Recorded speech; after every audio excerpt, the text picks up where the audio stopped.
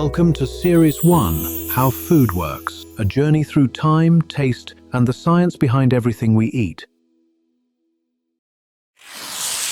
The dawn of domestication, when humans tamed the wild. Roughly 15,000 years ago, something extraordinary began to happen. Humans stopped simply surviving with nature. They started to shape it. We had long been chasing animals through forests and plains. But for the first time, we brought one close. It wasn't livestock. It was the dog. Wolves, drawn to human camps for scraps and warmth, evolved alongside us.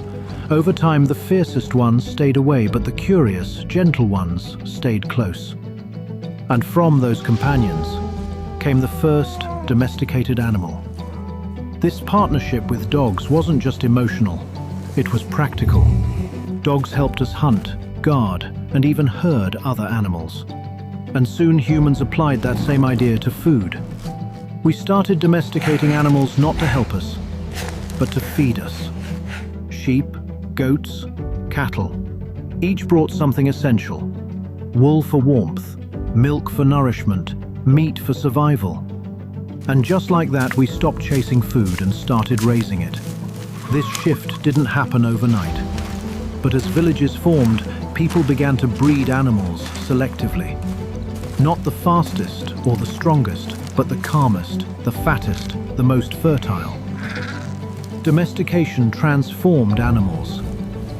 But it also transformed us. We stopped moving. We settled down. We built fences, tended herds, learned seasons. We measured time not by the stars, but by milkings, births, and harvests. Food was no longer just a gift from the wild. It became an investment, a process, a cycle. But this convenience came with cost.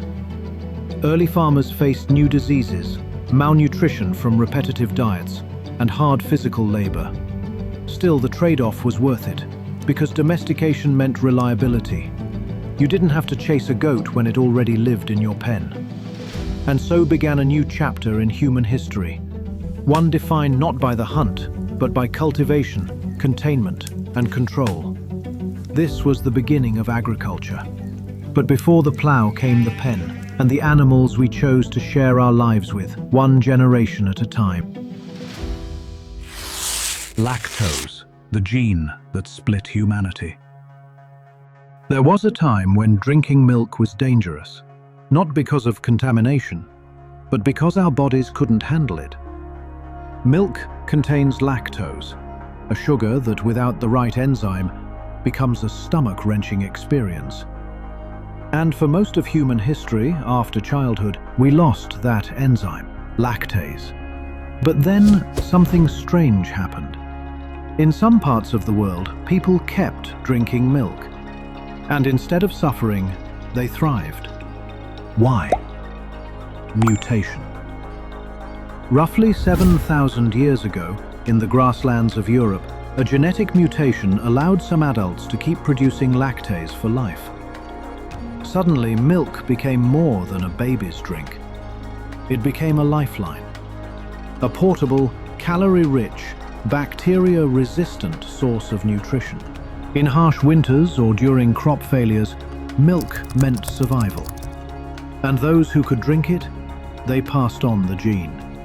Generation after generation. This wasn't just evolution, it was cultural evolution too. Dairy farming spread, cheese-making emerged, butter became tradition. But it didn't happen everywhere. In much of East Asia, West Africa, and indigenous Americas, this mutation never took hold. Why? Because they didn't depend on dairy the same way. Their climates, crops, and cuisines evolved differently. Soy, rice, fermented vegetables, these became their nutritional pillars. And when dairy was consumed, it was often fermented into yogurt or kefir, breaking down lactose before the body had to. So today, while many Europeans sip lattes with ease, a glass of milk in parts of Asia may bring discomfort, not delight. It's not a matter of strength or weakness.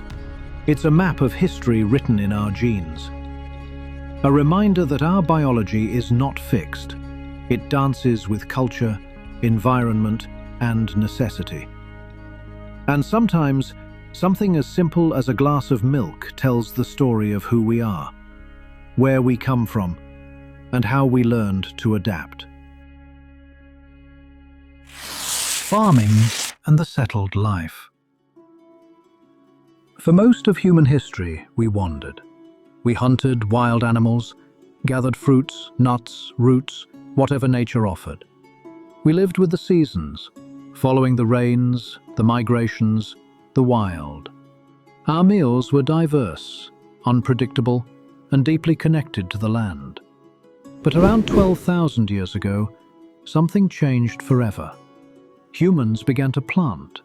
Wheat in the Middle East, rice in China, maize in Central America, barley, millet, sorghum, potatoes.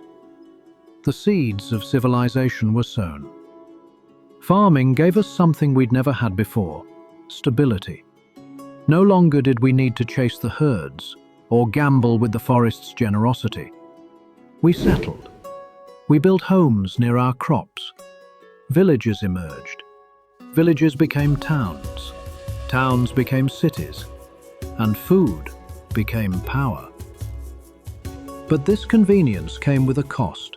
The forager's plate was colorful, rich in wild vegetables, berries, shellfish, insects, game meat. In contrast, early farming communities began to rely on a narrow set of staple crops, mainly grains. Bread, porridge, and gruel became daily fare, day in, day out. The result? Ironically, nutrition declined. Bones from early farmers show it. Shorter stature, more dental cavities, signs of iron deficiency and malnutrition. With fewer food sources, whole communities became vulnerable to famine. When a harvest failed, there was no backup plan. And yet, we persisted. Why? Because farming didn't just feed, it transformed.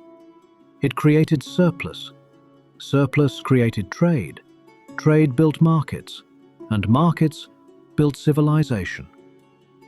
Farming allowed some people to grow food, others to build homes, shape tools, stitch clothes, or craft stories. It enabled writing, religion, law, and empire. Farming wasn't just about food. It was about control, about permanence, about power. It was the first step in humanity's long journey from survival to society. And today, when you eat a bowl of rice, tear a piece of bread, or stir a pot of maize porridge, you're not just eating, you're tasting history. The legacy of those first seeds planted long ago. A quiet echo from the soil beneath our feet. The beginning of everything that came after. If you enjoy this topic, please like and subscribe to keep us motivated for the long journey ahead.